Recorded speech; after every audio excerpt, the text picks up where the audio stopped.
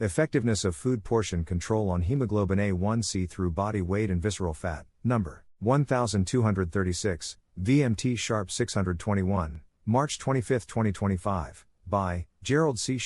EclaireMD Foundation. Category: Diabetes. Key messages. The author analyzed his personal health data collected from 2010 to 2025, documenting a sustained and disciplined effort to reduce his average meal portion size by 75%, from 1,200 grams per meal in 2010 to 300 grams in 2025, a notably difficult accomplishment. Over this 15 years period, both his body weight and visceral fat percentage, VF%, declined significantly. His body weight dropped by 25%, from 220 pounds, 99.8 kilograms, to 165 pounds, 74.8 kilogram, and his VF% decreased approximately 27%, from 21.6% to 15.8%. Concurrently, his average HbA1C level, a key indicator of long-term blood glucose control, improved markedly, decreasing by 46%, from 11.0% in 2010 to 5.9% in 2025. This reduction is nearly twice the percentage of his weight loss. Although the decline in hemoglobin A1C exceeds that of both weight and VF%,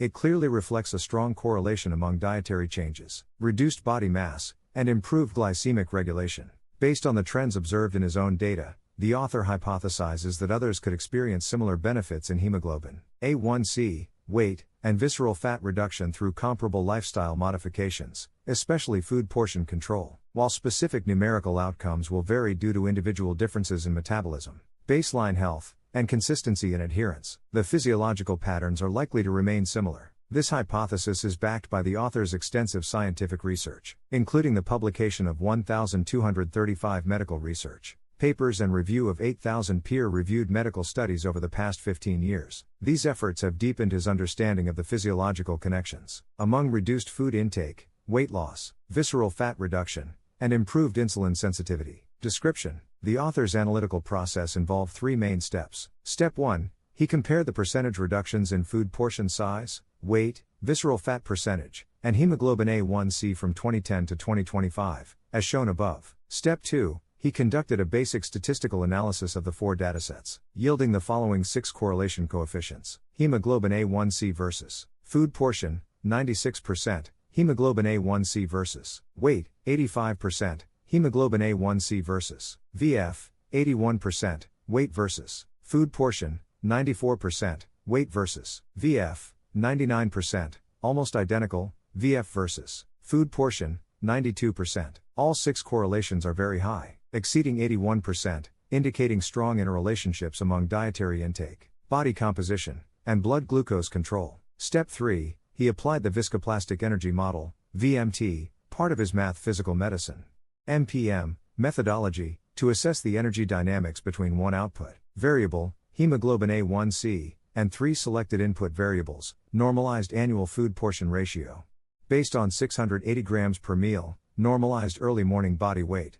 Based on 170 pounds, and normalized early morning VF percentage, 15%. The calculated VMT energy contributions to hemoglobin A1C are as follows: food portion, 30%, weight, 33%, visceral fat, 37%. Among these, visceral fat shows the highest energy contribution at 37%. This elevated influence is due to his VF% remaining above the normalization threshold of 15%. All of these 15 years, suggesting that from a visceral fat perspective, his metabolic health is still suboptimal. In contrast, his body weight has remained within a healthy range.